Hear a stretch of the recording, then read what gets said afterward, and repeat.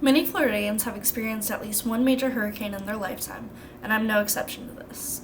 Natural disasters' effects can range from mild to devastating, with the potential for life-altering consequences. I experienced one of the most devastating hurricanes in Florida's history, named Hurricane Michael, in October of 2018. Living through the destruction of my hometown, surrounding areas shaped my perception on environmental issues such as pollution, deforestation, and overdevelopment of land. While I could have taken this experience and let it fuel hate in my heart for nature, I decided to spin it into a valuable lesson that would instead fuel my passion for conservation. Immediately after the hurricane made landfall, I was cut off from the basic luxuries of life in the 21st century, such as the internet and electricity. This gave me a chance to take a break from a screen and look at what was going on in front of me, which was the destruction of ecosystems and the effect the storm had on wildlife. Panama City and the surrounding towns were known for their abundance of centuries-old oak trees, massive pines, and dense forest, but this all changed overnight. My family and I were evacuated about 30 minutes north of our home into a neighborhood called Sunny Hills, where my grandmother lives.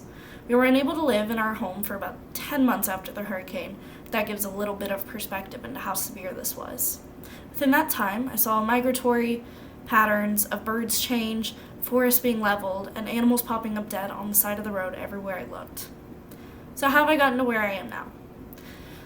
As a lot of people do with trauma, I buried the feelings of devastation and my growing distrust in nature for years until I found out about the field of conservation. It was like a light switch in my brain, and I suddenly knew what I wanted to do with my time. Trees and animals don't have a voice in our society, which is where conservationists come in, becoming the voice for the unspoken. I have since pursued my education in environmental science with the hopes of becoming a forester or ecologist for the National Park Service, the foundation that manages the national parks and forests here in America.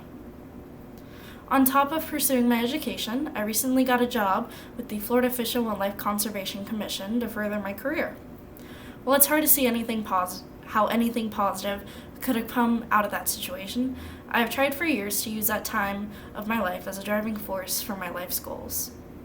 In conclusion, my experience with Hurricane Michael was more than just surviving a storm. It was the beginning of a journey.